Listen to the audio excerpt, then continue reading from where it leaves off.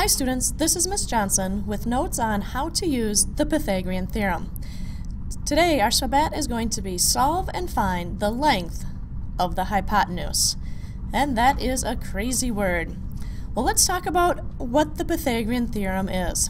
So, just a reminder, the Pythagorean Theorem says a squared plus b squared equals c squared for all right triangles.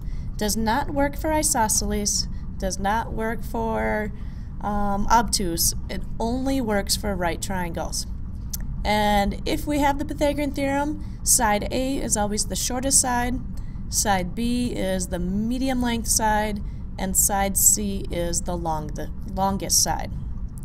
And the hypotenuse is that side C. It's a crazy word, but the hypotenuse is always opposite the right angle. And when it's opposite the right angle, it's always going to be that longest side.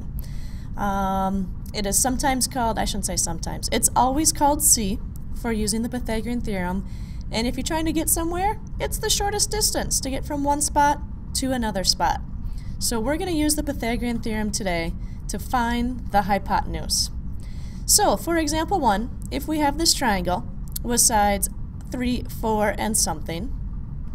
Whoops, I made a mistake. There we go, I quickly changed it. Small side is 3, medium side is 4. We're trying to find this long side, the hypotenuse, because it's across from that right angle. So, using the Pythagorean Theorem, a squared plus b squared equals c squared. Our shortest side is 3, so we're going to put in 3 for a. Our b side would then be 4, so we're going to have 3 squared plus 4 squared equals 6 squared. Then we do the math. 3 squared is 9. 4 squared is 16. Then we need to add those together so we know 25 equals c squared. Well, we don't want to know what c squared is, we just want c. And we know in order to get rid of something squared, we got to take the square root. So we find the square root of both sides, and we find out that c equals 5. So that means the length of the hypotenuse is 5. Alright, let's do one more example. This triangle looks a little bit different. It's still a right triangle though, because it has the square in the corner, and it has sides 4 and 7, or those are sometimes called legs too. And we're trying to find the hypotenuse.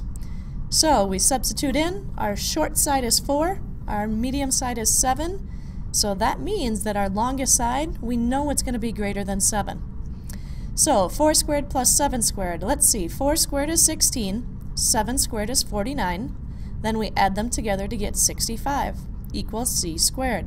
We don't want c squared, so take the square root of both sides, and you can actually, if you want, you can leave your answer as square root of 65.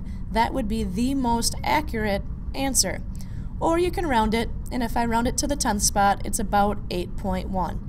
And so that makes sense. 8 is a little bit bigger than 7. Alright, that is it for finding the length of the hypotenuse, side C. Please write a summary of what you learned and what you need to remember. Thanks for tuning in. Catch you later.